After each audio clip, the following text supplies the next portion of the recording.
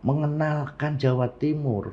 Itu tidak harus Anda membuat sesuatu yang besar, tapi memberi informasi yang valid, mengemas dengan bagus, menyampaikan sehingga orang masyarakat Jawa Timur maupun di luarnya bisa ikut menjaga itu.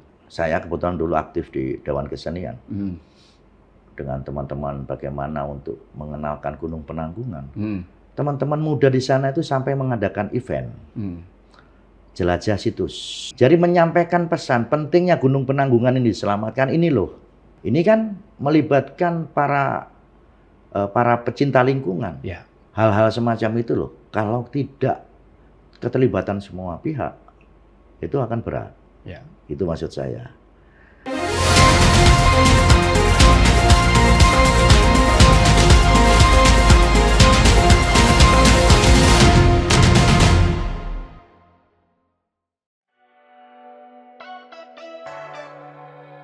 Oni Setiawan, sosok yang telah mengabdikan diri dalam bidang pembangunan, kebudayaan, dan pemberdayaan masyarakat selama lebih dari 2 dekade. Ia menempuh pendidikan dasarnya di SD Negeri Kertajaya 11 Surabaya, melanjutkan ke SMP Dapena 1, dan menyelesaikan pendidikan menengah di SMA Negeri 6 Surabaya. Perjalanan intelektualnya berlanjut di Universitas Airlangga, salah satu perguruan tinggi ternama di Indonesia. Karir profesionalnya dimulai sebagai konsultan manajemen dan ekonomi pembangunan dari tahun 2000 hingga 2007. Ia kemudian aktif sebagai konsultan program penanggulangan kemiskinan Kota Surabaya hingga tahun 2014, sebelum beralih menjadi wira swasta dan membangun kemandirian ekonomi di bidangnya sendiri. Dalam dunia organisasi, Oni Setiawan dikenal sebagai aktivis yang konsisten. Ia pernah aktif di DPC GMNI Kota Surabaya, menjabat sebagai pengurus Dewan Kesenian Jawa Timur periode 2015 hingga 2020, serta menjadi bagian dari DPD Alumni GMNI Jawa Timur. Kini, ia mengemban amanah sebagai Wakil Ketua Bidang Kebudayaan di DPD PDI Perjuangan Jawa Timur.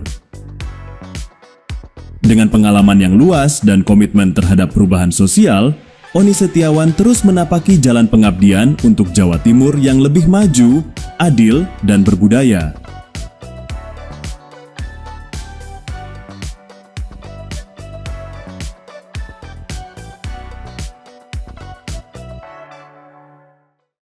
Assalamualaikum warahmatullahi wabarakatuh. Salam sejahtera untuk kita semuanya.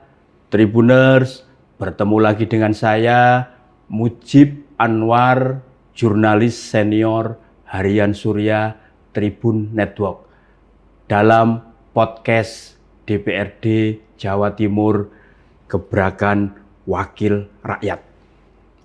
Tribuners, melestarikan dan mempromosikan warisan budaya di Jawa Timur dapat dilakukan melalui berbagai cara, seperti mendukung dan mempromosikan pertunjukan seni tradisional, mendukung kegiatan budaya lokal Jawa Timuran, serta memanfaatkan media digital untuk menyebarkan informasi tentang pentingnya mempertahankan warisan budaya.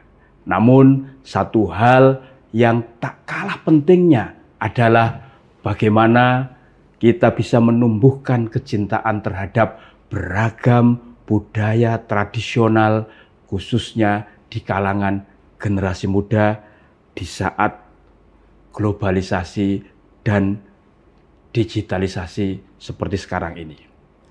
Karena pentingnya isu soal masalah budaya ini, maka tema yang kita angkat dalam podcast kali ini adalah strategi melestarikan dan mempromosikan warisan budaya di Jawa Timur. Untuk itu, Tribuners, sudah hadir bersama kita Bapak Oni Setiawan, SE. Beliau adalah anggota Komisi B DPRD Jawa Timur bidang perekonomian. Mas Oni ini, sapaan akrab beliau adalah dari fraksi PDI Perjuangan. Assalamualaikum Mas Sony. Waalaikumsalam Mas Mujib. Mas, terima kasih ini sudah hadir ini. Gimana Mas kabarnya? Alhamdulillah, alhamdulillah. Mas Sony, soal budaya ini kan menarik. Kalau menurut Mas Oni ini, mengapa sih soal budaya ini sangat penting?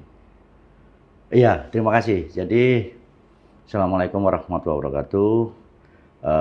Teman-teman yang saya hormati. Jadi begini, jelaslah budaya itu sangat penting karena merupakan jati diri ya, jati diri.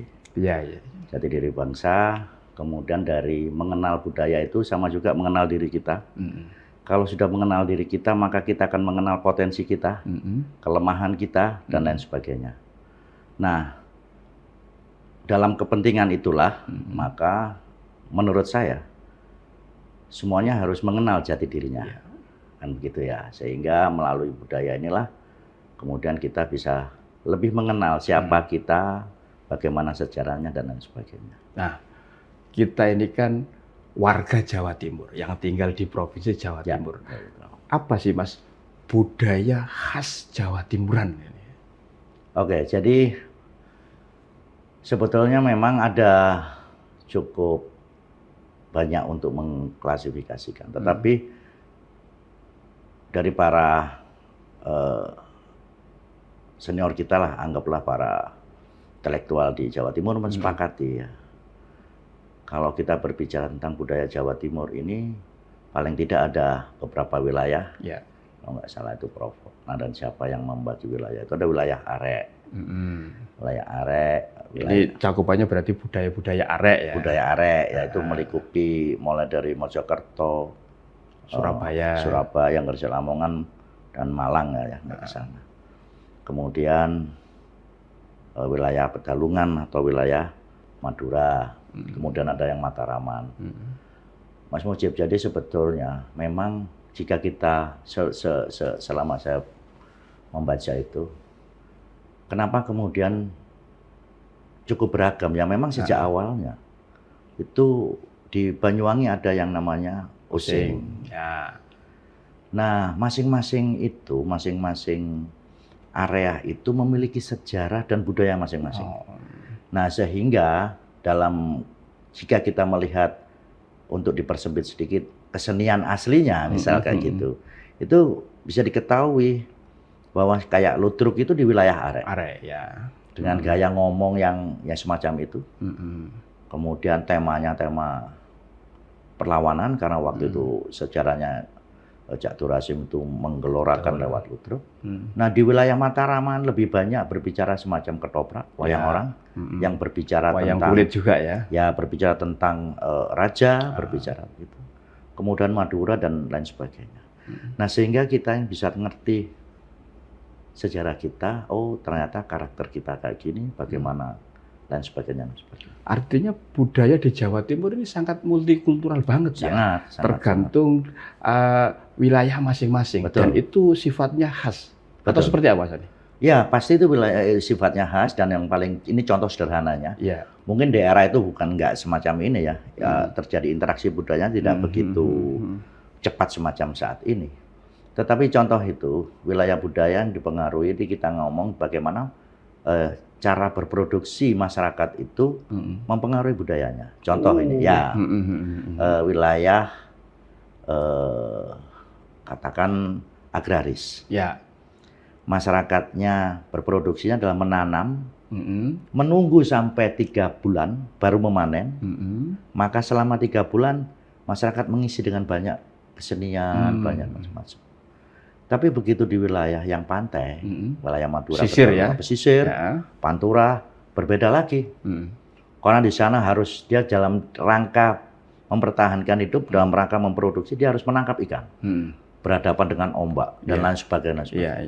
Di situ muncul ilmu pengetahuan, teknologi dan lain sebagainya. Itu kan semua merupakan objek-objek kebudayaan. Itu maksud saya. Kan, tapi saat ini itu kan budaya itu kan seiring dengan perkembangan zaman ini kan mulai ya agak berkurang lah yang ngugemi dan nguri-nguri budaya nenek moyangnya. Tanggapan Mas Sony? Jadi begini, mungkin kita harus sedikit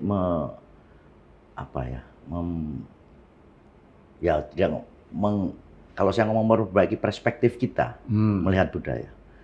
Ilmu pengetahuan itu kan hasil karya ya, kebudayaan manusia.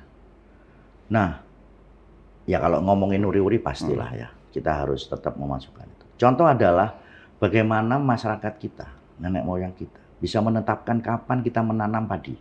Ya. Oke, itu ada ilmu pengetahuan di situ. Dan itu kuno sekali ya. Dan ya itu artinya kalau saya tidak salah ini, yang sekarang masih menggunakan kayak di wilayah Bromo. Dihitung kalendernya mengikuti putaran matahari, bukan putaran bulan.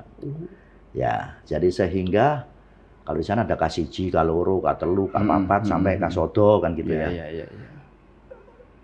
Dalam ilmu pengetahuan tentang alam, astronomi dan sebagainya, kita ini bisa menetapkan kapan hari menanam yang baik. Kapan harus mengairi sawah dengan baik. Semuanya ada hitungannya masing-masing. Ada hitungan, itu bukan klenik, Bos. Itu ilmu pengetahuan. Dan itu nanti juga terkait dengan soal hasil. Betul dong. Tanamannya. Betul. Pada saat ini ya, waktu kita ada di sekitar Mojokerto. Pada sebelum ditanam, mereka berdoa kepada Tuhan. Saya besok mau nanam. Artinya di rentang waktu hitungan pasaran, misal Senin apa sampai Sabtu. Di kisaran itu saya mau menanam. Ya dengan bahasa masing-masing lah. Ya Allah ya Tuhan, ini semoga tanaman saya nanti. Ini belum biji, masih biji loh ya. Direndam di air gitu. Sebelum ditanam. Karena sama makhluk hidup diajak ngomong kadang-kadang itu, bibit itu. Karena dia menggantungkan produksinya kepada itu. Dia tanam pada waktu yang tepat, diairi. Kemudian pada hitungan tertentu. Cuacanya bagus-bagus saja, baik-baik saja. Hama tidak begitu banyak. Otomatis hasil panennya bagus. Itu bukan klenik. Itu ada hitungan kalender tanam. Gitu maksud saya. Nah itu bisa diketahui pada saat kita mengenal siapa moyang kita, caranya menanam bagaimana. Di situ terkandung ilmu pengetahuan dan lain sebagainya. Gitu maksud saya. Ini kan perkembangan teknologi ini kan luar biasa ya. Apakah budaya seperti itu ya yang masih sampai sekarang itu masih tetap diugemi oleh masyarakat kita, Mas Oni? Ya justru seharusnya dengan teknologi yang sekarang lebih canggih, lebih mudah kita mencari informasi dalam konteks hal positif. Sebetulnya generasi ke depan lebih gampang untuk ingin tahu. Malah sekarang mereka tidak perlu capek-capek ini. Datang ke suatu tempat untuk mempelajari. Tapi ingat, karena kan literatur ini kan juga banyak. Jangan gampang percaya dengan informasi yang tidak diuji ya. Jadi maksud saya begini, kita ngomongin Jawa Timur, kita ngomongin wilayah Kediri. Dulu bagaimana masyarakat Kediri? Peradabannya bagaimana? Cara menyelesaikan masalah dalam tatanan sosial bagaimana? Diklik-klik gitu aja sudah muncul ya. Tapi memang ada konsekuensi logis. Mungkin sekarang lebih individual ya. Tetapi yang penting menurut saya ya bagaimana kita mensikapi kemajuan zaman inilah. Tapi tidak meninggalkan budayanya. Ya, itu yang menurut saya. Ya kita yang namanya budaya itu interaksi terus. Nggak bisa kemudian dia sangat dinamis. Saya pikir itu. Terkait soal ini, Mas Oni. Kan kita punya budaya yang banyak ini di Jawa Timur. Nah, soal pelestariannya ini gimana ini? Kan Mas Oni ini kan cukup lama ya kan membersamai ya para pelaku budaya di Jawa Timur kan seperti itu. Ya, jadi sebetulnya saya daripada salah ya nggak apa-apa ya sebentar supaya nggak.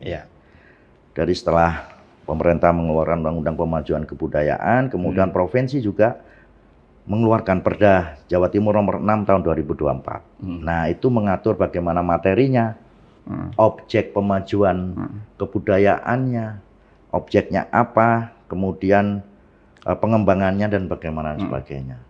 Itu sudah diatur. Tinggal bagaimana kita merealisasikan itu dengan cara-cara tertentu.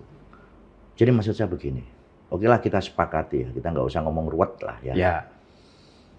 pada saat pemerintah Provinsi Jawa Timur ingin memberikan informasi tentang keberagaman budaya di Jawa Timur, ya termasuk di dalamnya mungkin ada artefak peninggalan dan sebagainya.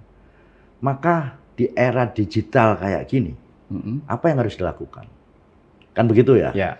Kemarin kami waktu berdiskusi dengan dinas, loh, mengenalkan Jawa Timur itu tidak harus Anda membuat sesuatu yang besar, tapi memberi informasi yang valid, mengemas dengan bagus, menyampaikan sehingga orang masyarakat Jawa Timur maupun di luarnya bisa ikut menjaga itu, kan gitu. Ini dalam konteks menjaga, membangun kesadaran sudah mengurangi pengerusakan atas kebudayaan itu sendiri. Nah, edukasi gitu dan banyak lagi gitu. Nah, itu yang kemudian perda yang tadi dikeluarkan gitu ya, selain Undang-Undang Pemajuan Kebudayaan. Artinya ini peran serta dari semua pihak harus muncul ya. Betul. Dan ini biayanya cukup tinggi. Jadi kenapa harus perlu peran serta dari semua pihak atau kita harus gotong royong? Ini contoh ya. Contoh pada saat saya kebetulan dulu aktif di Dewan Kesenian. Dengan teman-teman bagaimana untuk mengenalkan Gunung Penanggungan. Teman-teman muda di sana itu sampai mengadakan event. Jelajah situs. Ya. Jelajah situs Purbakala. Ya, sambil rekreasi lah dia jalan-jalan ya. Biar ada nilai ininya ya, rekreatifnya ya. Ya, kemudian ya kalau enggak mungkin jenuh ya. Jadi menyampaikan pesan pentingnya Gunung Penanggungan ini diselamatkan ini loh. Sambil jalan-jalan dia. Nah, ini kan melibatkan para pecinta lingkungan. Dan dia mengorganisir dirinya sendiri, kemudian dia membiayai aktivitas itu sendiri. Dan itu memang harus digalakkan dan disupport gitu. Nah, hal-hal semacam itu loh, kalau tidak keterlibatan semua pihak, itu akan berat. Itu maksud saya. Nah, satu lagi contoh bagaimana, dan ini Pemprov sudah agak aware lah ya. Pada saat ada tradisi ruat sumber, waktu itu di Patirtan Jolotundo. Ini sumber mata air. Sumber mata air ya. Jadi di Patirtan Jolotundo itu ada situs tempat mandi para raja. Ya, diduga begitu di wilayah Trawas ya, dari Gunung. Setiap bulan Suro, mereka mengadakan ruat sumber. Masyarakat dusun ini. Berarti masyarakat adat sekitar. Masyarakat adat sekitar. Setelah kami ingin tahu lebih banyak, ternyata mereka berdoa supaya sumber ini nggak mampet. Dan mereka bersyukur atas air ini. Ya, otomatis disitulah kemudian ada budaya di mana ada tumpeng, ada macam-macam. Kemudian disimbolkan cara melawat alam itu dengan menanam pohon. Di seremoni itu juga disimbolkan melepas burung. Karena burung ini menjadi ekosistem, menjaga lingkungan. Cuma memang kemudian mungkin ada isu-isu yang menghantam seolah-olah itu apalah secara agama ya. Lah padahal memang doanya pakai bahasa Jawa kok. Kan ya enggak apa-apa. Dari dulu juga sebenarnya dari dulu ya itu kan. Nah, akhirnya kita jelaskan kepada banyak pihak termasuk kepada pemerintah kabupaten maupun provinsi. Ini bukan menyimpang. Gitu loh. Nah, akhirnya yang saya dengar ini nanti di akhir bulan ini ada ruat sumber sekitar tanggal 28 kalau nggak salah. Itu sekarang kalau ada ruat sumber, pemerintah kabupaten diundang, semuanya diundang. Nah, ini adalah air ini begitu pentingnya sehingga harus dijaga. Diruat dan dirawat, bahasanya begitu. Diruat dan dirawat. Ya, untuk pengairan sawah, untuk kehidupan masyarakat minum dan lain sebagainya. Kalau nggak ada air gimana? Artinya momentumnya sebenarnya sebentar lagi karena di akhir bulan kan sudah masuk bulan Suro kan? Betul, tanggal 28 kalau nggak salah. Mas, kan ini kan jenis budaya kan ada macam-macam ya. Ada peninggalan budaya tak benda. Yang tadi Mas Oni sebutkan salah satunya kan yang situs Penanggungan itu tadi kan. Ada peninggalan budaya yang benda dan macam-macam. Nah, tadi karena sudah disinggung, mengapa sih sebenarnya kan soal penanggungan ini menjadi sangat penting diketahui oleh terutama generasi muda kita Ya. ya kan seperti itu. Jadi di Gunung Penanggungan itu secara teritori dia berada di 2 kabupaten ya, Kabupaten Jokerto dan Pasuruan. Pasuruan. Oke ya. Ya. Sehingga provinsi punya kepentingan untuk itu menjadi wilayah yang perlu Ya. dikonservasi.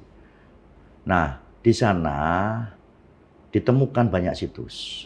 Ya, banyak situs. Yang terakhir saya kurang 168 atau berapa. Yang ini ya, Teman-teman Ubaya ya. Ubaya ya kayaknya Ubaya ya, teman-teman Ubaya ya. Nah, saya sendiri bersama teman-teman Dewan Kesenian Jawa Timur dan para aktivis itu melihat ada banyak situs yang dalam kacamata awam kami. Oh, ternyata Gunung Penanggungan ini sudah dihuni manusia, bisa katakan 4 generasi. Contoh ini, peninggalan Patirtan Jolotundo. Ya. Itu di sekitar tahun 900. Belum lagi ada situs yang lain. Artinya kalau sekitar tahun 900 berarti sebelum Majapahit ini. Ya belum loh. Kan Majapahit 1000. Masih Medang, masih Ya, awal-awal. ya. Kemudian di masa ini, masa itu, sampai di masa Majapahit. Ada peradaban yang terlalu di ono opo di situ. Gitu ya. Ada teknologi pengairan yang bagus. Oh, sudah ada ya? Sudah. Nah, ini nanti teman-teman yang bisa menceritakan. Jadi ada sumber mata air, di situ ada korong-korong, pecah dan sebagainya. Jadi kayak gunung itu kayak mangkok, airnya dialirkan ke sana. Gitu. Itu semua pakai teknologi. Ada kayak plafon ini, apa kok plafon? Paralon. Ya. Paralon tapi dari batu. Ya. Waktu itu kami dengan teman-teman ITS melihat itu ya teknologi di era itu ngecor, gawe paralon toko watu iso. Oh, bukan ditetek yang enggak, dicetak. Iya. Tahun 900-an loh itu. Ada teknologi di sana. Nah, maksud saya saking banyaknya ini. Kan maka pemerintah pusat menurut kami harus menetapkan itu sebagai kawasan cagar budaya nasional. Oh, gitu. Supaya tidak dirusak. Nah, kalau sudah negara hadir menetapkan itu sebagai kawasan cagar budaya nasional, jika ada yang rusak, maka negara bisa ikut ini ya. Kemudian ya tentunya dengan para ahli dan banyak anggaran yang bisa kemudian itu. Di situ banyak ilmu, edukasinya jalan, gitu maksud saya. Itu penting menurut saya. Ini salah satu hal yang penting ya. Kalau saat ini Mas, update-nya seperti apa? Itu kan setelah riset sudah dilakukan. Terus beberapa tahapan-tahapan agar itu tadi ditetapkan sebagai kawasan cagar budaya khusus lah oleh pemerintah pusat juga sudah disuarakan. Sekarang update-nya seperti apa kondisi di... Saya mohon maaf, saya belum tanya update tentang ini. Jadi yang pasti beberapa tahun yang lalu sudah diajukan kepada pemerintah pusat oleh pemerintah provinsi. Agar Penanggungan ditetapkan sebagai kawasan cagar budaya nasional. Nah, nanti jika usulan itu kemudian direspon, biasanya tahapannya adalah tim pusat turun untuk mengecek benar enggak, meskipun di sana sudah ada BPJB waktu itu kita sudah disampaikan apa studi dan sebagainya.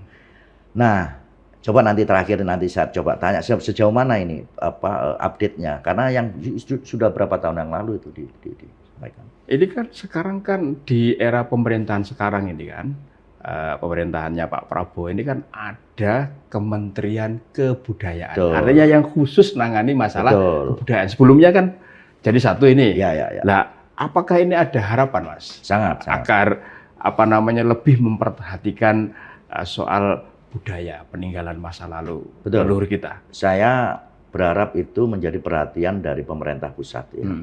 Karena semacam di Meru Bediri kawasan cagar alam nasional di Banyuwangi, kemudian Semeru, Bromo, Tengger, TNBTS. Ya, itu juga sudah ditetapkan sebagai kawasan cagar budaya nasional.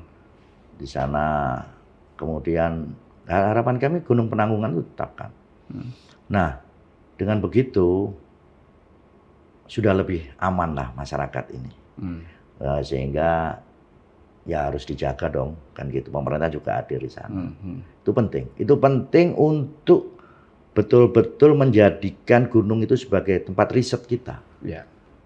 Jadi biar nggak terlalu kita nih dibohongi. Kayaknya bangsa ini bangsa yang peradabannya rendah lah, nggak pinter dan sebagainya. Loh, tahun 900 bisa bikin cor-coran yang sampai sekarang itu kok. Kan dia punya teknologi yang luar biasa di era itu, gitu maksud saya. Mas, di luar yang tadi yang namanya teknologi yang pengairan dan macam-macam tadi kan sebenarnya nenek moyang kita itu kan teknologinya sudah luar biasa terkait soal metalurgi ya, yang soal bikin yang dari tembaga, dari besi dan macam-macam itu kan teknologi kuno tapi sudah canggih lah. Betul. Di waktu itu, tanggapan Mas Oni? Ya memang mungkin sampai sejauh ini yang paling kita pahami kan paling familiar mungkin dari persenjataan lah ya, misal kayak keris gitu ya. Kemudian di alat musik Mas, gong, betul, kenong. Alat musik. Nah itu kan sudah tembaga. Negara lain belum bikin nih, tapi kita sudah ada mulai zaman dulu. Ya? Mulai zaman dulu. Kemudian yang sampai sekarang eksis misal, Sumeneb sebagai kota keris. Ya. Kemudian di sana teknologi logamnya kan luar biasa. Mohon maaf, di sana banyak loh yang paham tentang logam, warganya. Jangan dikira itu tidak punya keahlian, misal enggak. Dia artinya tidak asal buat keris saja ya? Tidak. Kemudian di buku Atlas Wali Songo, almarhum Agus Sunyoto itu menyampaikan bagaimana di Demak itu ditemukan meriam dengan simbol katakanlah kerajaan di era itu. Jadi teknologi logam sudah ada. Teknologi logam sudah ada. Nah itu saya pikir pemerintah ini ya tentulah membutuhkan anggaran untuk menginformasikan. Biar mental bangsa kita ini nggak down. Biar nggak down. Biar nggak. Nah maksud saya itulah pentingnya peran kita mengenal sejarah dan budaya bangsa kita. Dalam hal ini kita di Jawa Timur, ya otomatis kita harus mengenal yang terdekat saja. Kalau di sini ya gitu, lain seperti gitu, kurang lebihnya. Artinya soal promosi, sosialisasi dan edukasi mengenalkan budaya warisan leluhur, khususnya kalau kita di Jawa Timur, Jawa Timuran lah, ini menjadi sangat penting ya Mas. Sangat penting. Nah, bentuknya nanti seperti apa? Macam-macam ya. Waktu kalau kita, saya sederhana begini. Pada saat kita mempelajari sejarah dan budaya, kadang-kadang nggak menarik toh. Nah ini kan zaman ini harus metode kita harus dibikin yang lebih menarik lah. Yang bikin satu event lah. Kemudian di situ ada pagelaran seni, di situ ada lokakara, di situ diinformasikan, dikemas yang menarik.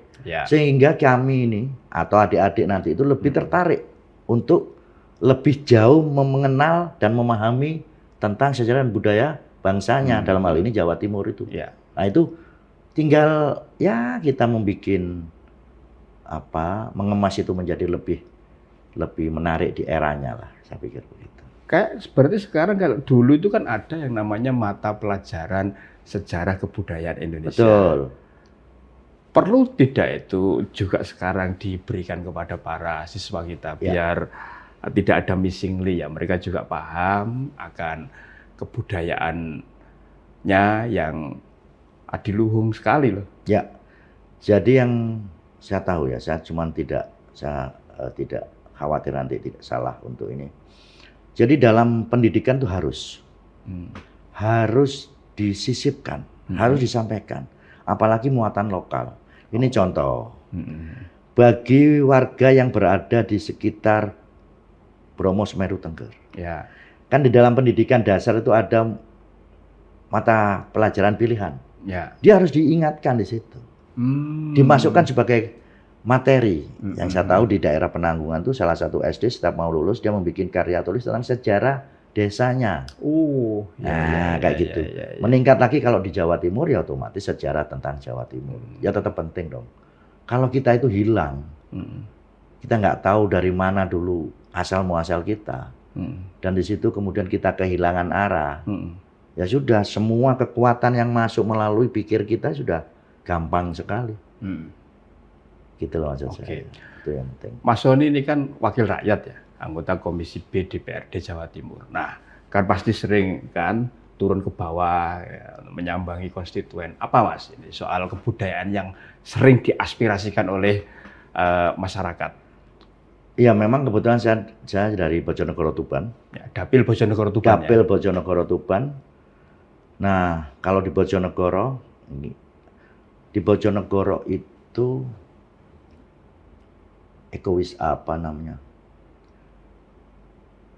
wisata geologi. Ya, ekowisata. Ya. Di sana tempatnya minyak. Ternyata ribuan tahun yang lalu. Itu sudah ditemukan bagaimana kemudian alam ini menunjukkan bahwa disitulah memang. Ya. Kemudian di sana ada di Kecamatan Margomulyo, mungkin sekarang almarhum tokohnya, tapi ada masyarakat Samin. Ya. Yang sudah mendunia ini. Samin Surasentiko ya, tokohnya dulu ya. Nah, ternyata di sana itu nilai-nilai budaya Samin luar biasa. Jujur, terbuka, toleransi dan lain sebagainya. Ajaran. Kemudian yang terbaru bukan terbaru, sudah lama, cuman saya baru tahu. Itu di Bojonegoro juga ditemukan peninggalan Wong Kalang. Wong Kalang? Lebih tua lagi ini. Wong Kalang. Nah, kalau di Tuban... Ini sekitar tahun berapa, Mas? Aduh, itu...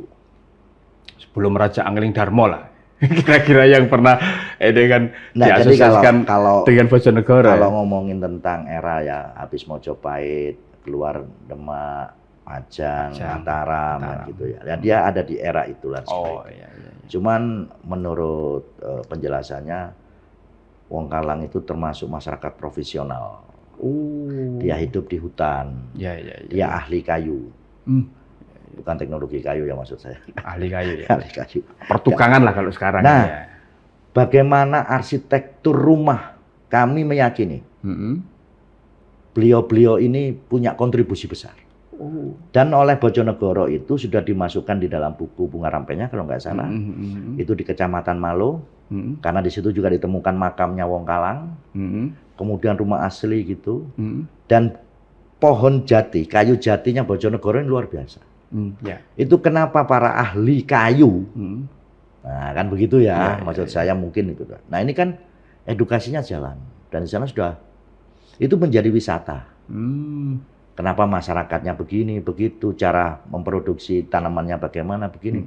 Bayangkan jati yang harus tahunan, kebutuhan hidupnya harus harian, bagaimana masyarakat menyelesaikan, akhirnya budaya itu keluar. Gitu kan. Nah, itu masih dipertahankan oleh masyarakat di wilayah Bojonegoro tersebut, Mas? Saya pikir Bojonegoro masih pemerintah kabupaten harus memberi perhatian lebih ya, untuk melakukan riset untuk itu. Apakah ya kalau soal budayanya masih lah, maksud saya, tapi maksud saya sesuatu yang peradaban ini lahir itu kan tidak ujuk-ujuk. Ya. Nah itu kan harus diceritakan. Moyangmu dhisik koyo ngene, kan gitulah maksud saya lah ya. Biar dia bangga. Ya. Ternyata moyang saya itu begini. Di sana juga ada di Kecamatan Kedewan itu kilang minyak tradisional yang dieksplorasi dan eksploitasi oleh Belanda sudah macam-macam. Sampai sekarang peninggalan itu ada. Masyarakatnya punya budaya sendiri dalam gitu-gitu kan penting ya. Kalau di Tuban, Tuban ini punya nama besar. Ada Ronggolawe, ada pelabuhan internasional di situ ya, di eranya ya. Pantai Bum sekarang itu. Itu kan dulu dermaga internasional. Sehingga di sana itu ada kelenteng. Ya, masyarakatnya hidup rukun, toleran. Di wilayah waktu itu adalah wilayah pelabuhan, wilayah dermaga internasional. Artinya budaya multikultural sudah tercipta, sudah terbentuk di era tahun itu mereka sudah hidup rukun. Dan itu bisa didapat dari cerita-cerita lokal. Gitu. Dan di sana kemarin saya ketemu, diduga misal, di sana ada juga bagaimana Mojopahit menempatkan. Nah, penggalian sejarah, memberikan informasi yang benar ini penting. Nah, juga sembaling mengembalikan semangat, spirit. Saya pikir itu yang didapil saya. Kalau soal keseniannya, Mas, tadi kan di awal Mas Odi sempat menyinggung ada reog, wayang kulit, ludruk, ketoprak, kan masih ada kalau di kita itu tari remo dan macam-macam ya itu kan itu. Nah, gimana ini kan seakan-akan kan itu sudah masa lalu kan, agar ini generasi muda kita itu juga cinta terhadap kesenian atau budaya tradisi Yonal ini. Oke. Saya sebelum ke arah sana saya ingin menyampaikan di Tuban itu, di Kecamatan Kerek, di Dusun Bawi itu ada satu kesenian namanya gemblak. Gemblak ya? Bukan gemblaknya yang reog ya. Jadi dia adalah semacam seni teater, ya kayak ludruk gitu. Tapi ceritanya cerita soal Panji, Andi-Andi Lumut dan lain sebagainya.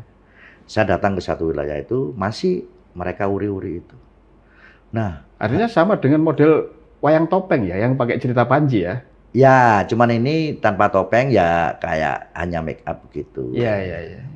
Kami pernah meminta mereka untuk main. Ya.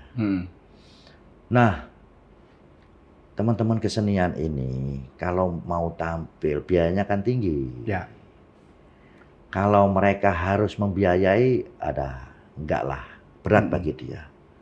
Mau ditiketkan siapa juga. Jadi pernah kita bikin acara itu ya sampai meramaikannya ada pasar malam macam-macam. Nah disitulah peran pemerintah. Peran pemerintah hadir, ya panggungkan, biayai mereka, tampilkan. Dan itu di beberapa informasinya ya di beberapa negara lain itu dibiayai negara memang, sehingga dia performnya bagus. Orang bisa menikmati. Di sana juga ada ludruk, binaan kami juga ada reog.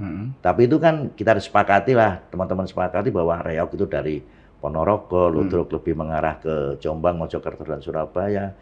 Nah, yang sinder juga ada Mas di sana. Ya. Tuban khas Tuban kan sinder ya. Maksud saya ternyata yang namanya gemblak ini tadi, di Bawi ini tadi, di Kecamatan Kerek ini tadi, itu hanya ada di Tuban. Tidak ada di daerah lain. Artinya belum terduplikasi ya dibawa ke daerah lain ya? Belum, dan itu memang jadi konservasi dan sudah ditetapkan sebagai objek wisata. Peninggalan ya. Peninggalan. Nah, maksud saya itu harus campur tangan pemerintah diperlukan. Nah, kalau enggak kan generasi mudanya nggak kenal itu. Ya. Saya yakin banyak orang nggak kenal di sana. Karena nggak pernah tampil, jarang. Iya. Gitu maksud saya. Artinya perlu ya Mas ya, nanti dari yang tadi Blawi ya? Bawi tadi, nanti Bawi Kerek tadi diangkat ke panggung regional, nasional, bahkan global. Ya? Nah, itu perlu dilakukan. Kemudian menurut saya ini ya karena terlalu beratnya pergerakan ini, cobalah dilarikan ada aspek ekonomisnya. Ya. Kalau tampil itu nggak ada, artinya kita bisa menarik wisatawan datang ke satu tempat dengan menampilkan kesenian itu. Kita publikasikan dengan baik, sehingga ada pergerakan ekonomi di sana. Gitu loh maksud saya. Artinya perlu Mas semacam kayak misalkan pemerintah daerah setempat membuat semacam kalender budaya. Betul. Yang di situ nanti bisa diisi oleh budaya-budaya lokal agar masyarakat luas lebih tahu. Betul. Jadi menurut hemat saya, bantulah para pelestari budaya ini, dalam artian seni dan budaya ini, dan publikasikan dengan baik, fasilitasi dengan baik. Ini contoh. Jika itu di Tuban, maka warga di sekitar Kabupaten Tuban bisa hadir di sana. Melihat, menikmati kesenian, menikmati alam, menikmati kuliner, membelanjakan uangnya di sana, ada pergerakan ekonomi. Dan itu penting. Membangun spirit kembali. Itu penting. Artinya sekarang fasilitasinya misalkan dalam bentuk panggung terbuka untuk rakyat gitu, ya masih perlu dimunculkan lagi. Sangat diperlukan. Tentunya dengan bentuk yang beda ya, karena sekarang perkembangan zamannya kan juga beda ya. Itu kalau kemudian kesenian itu cukup ditampilkan di daerahnya saja. Kemudian mengundang orang untuk hadir, itu sudah luar biasa. Di Kerek itu sudah ada tempat-tempat objek wisata yang lain. Hanya kan orang belum ke sana gitu loh. Secara umum ya, orang di luar ya belum ke sana. Dan ini menurut saya peran pemerintah, dorong itu, tampilkan itu, publikasikan dengan baik, datangi. Gitu maksud saya. Tapi dengan perkembangan teknologi sekarang yang luar biasa kan sebenarnya bisa Mas nanti salurannya misalkan lewat platform sosial media. Betul, Kan di situ kan betul. banyak kan pilihannya, ada Betul. YouTube, ada Facebook, ada TikTok. Nah itu kan bisa diakses oleh siapapun dan dari manapun. Betul. Nah, yang lebih menurut itu betul. Sekarang alatnya adalah di era digital ini, carilah siapa yang concern, Ya. yang mempublikasikan, memberikan informasi dan A sampai Z itu, agar mereka ini eksis, mereka dikenal dan sebagainya. Saya setuju itu. Oke. Mas Oni, berarti apa ini kalau menurut Mas Oni tantangan terbesar lah dan terberat lah untuk menjaga warisan budaya di era globalisasi dan digitalisasi seperti sekarang ini, Mas? Ya menurut saya karena informasi yang begitu cepat. Kemudian setiap dari kita ini bisa melihat apapun yang bisa dianggap lebih menarik dari tempat lain, sehingga bisa jadi melupakan yang kita miliki sendiri. Dan ini kan tantangan. Maka menurut saya, buatlah hal-hal yang kemudian harus kita konservasi, harus kita pelihara, kita jaga dan kita majukan, juga lebih menarik. Jangan asal-asalan gitu kan. Konten-konten itu menjadi penting untuk edukasi ke depan. Soalnya kalau kita nggak ngimbangi gitu ya wis tambah nggak, generasi muda semakin tidak mau mencari tahu, tidak mau menjaga, dianggap itu nggak penting gitu. Nah kita harus, ya kita nggak bisa menutup mata ini gitu, dari ini. Oh memang eranya begini kok. Ya. Saran dari Mas Oni ini sebagai anggota DPR Jatim ini kan apa ini terkait soal pentingnya budaya? Ya, jadi Pemprov Jatim ini menurut saya harus punya strategi yang agak fokus ya, pada soal pelestarian dan pemajuan kebudayaan ini. Oke, kalau kemudian anggaplah ngomongin anggaran ini terbatas, misal gitu ya, difokuskan kemana? Dengan target apa? Contoh ini, yang murah adalah kita membuat konten tentang kebudayaan Jawa Timur. Fokus di sana. Bikin yang bagus, digarap betulan, dan itu akan membantu kita menjaga peninggalan itu tadi. Ini salah satunya. Ya kalau ngelambiar, ya malah nggak ada yang ngelambiar itu. Mas, terakhir ini, apa pesan dari Mas Oni ini agar masyarakat Jawa Timur tetap menjaga, melestarikan budaya lokalnya, nguri-nguri budaya? Ya, seperti yang tadi saya sampaikan bahwa kita ini punya jati diri. Itu penting ya. Untuk diketahui dan untuk dipertahankan. Yang namanya jati diri. Kalau enggak diombang-ambingkan ini. Kan gitu ya, itu yang pertama. Yang kedua dalam rangka menjaga kebudayaan kita. Menjaga nilai-nilai dan peradaban ini tadi. Ini perlu gotong royong. Perlu keterlibatan banyak pihak. Pemerintah harus bagaimana? Para pendidik harus bagaimana? Para aktivis bagaimana? Dan lain sebagainya. Sampai kepada tarikan-tarikan wisatanya harus bagaimana? Gitu ya. Nah, itu harus secara bersama-sama menurut saya untuk menjaga, melestarikan dan memajukan kebudayaan itu. Saya pikir itu. Sebagai penutup Mas, untuk closing statement, silahkan. Saya berharap kita semua, khususnya warga Jawa Timur, mari kita jaga, mari kita lestarikan dan majukan kebudayaan kita. Di sana terkandung nilai-nilai luhur kebudayaan, ilmu pengetahuan, teknologi dan lain sebagainya seperti kita ketahui. Jangan mudah diombang-ambingkan, dikasih isu-isu yang nggak jelas. Pada saat membangun satu katakanlah arsitektur waktu itu, tidak semuanya peninggalan itu candi, ada patirtan, ada ini, ada itu, dan itu tidak dibangun oleh jin, itu dibangun dengan teknologi itu, nyusun batunya bagaimana, merekatkannya pakai apa, arahnya kemana, itu ilmu pengetahuan. Nah, hal-hal yang menurut saya ini, jangan kemudian kita seolah-olah dianggap bangsa yang bodoh. Kita ini punya peradaban yang tinggi, punya peradaban yang luar biasa. maka kita akan mampu menyelesaikan masalah kita. Saya pikir itu. Mas Sony, terima kasih. Terima kasih. Luar biasa ini ulasan soal budaya ini. Agar generasi muda ini paling tidak bisa tahulah bahwa budaya kita itu sangat adiluhung dan tidak kalah dengan negara lain. Siap. Baik, Tribuners, demikian tadi podcast DPRD Jawa Timur, Gebrakan Wakil Rakyat bersama Mas Oni Setiawan, anggota DPRD Jawa Timur Komisi B, Bidang Perekonomian. Terima kasih sudah menyaksikan Gebrakan Wakil Rakyat. Tetaplah setia di channel YouTube kesayangan Anda, Harian Surya Tribun Network.